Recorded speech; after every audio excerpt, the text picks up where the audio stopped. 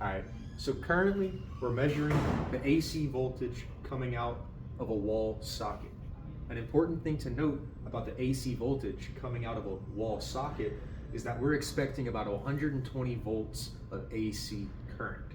Another important thing to note is that this insert here, which is shorter, is hot.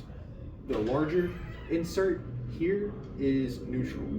The rounded insert here is ground, and we can put the black cable, which is connected to the COM port, into either the neutral or ground, and we should get the same reading.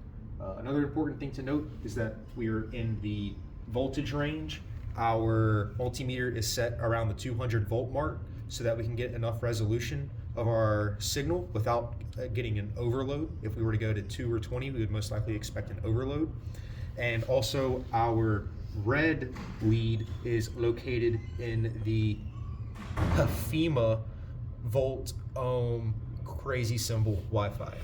So whenever we plug this into here, also one thing to note, you want to put the ground in, you want to put the ground in first, because if you put this one in first, then you might have some bad things happen on this end if you touch it. So we're going to do that right now. We're going to go here, then we're going to go here, and would you look at that? We're at 121.6, so this could either be, oh no, we're not, now we are again. All right, very cool.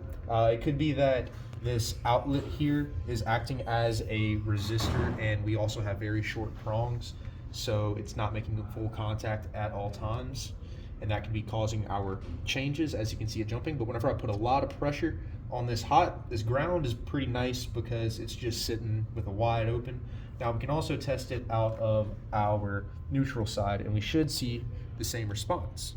Check that out. Now, one thing to note, what I'm doing right here, it's actually better practice to put both in one hand, because we don't want that electricity going across our entire body if we do have an open wire. So don't do this. Typically, you want to do that. And that concludes AC voltage out of a wall outlet.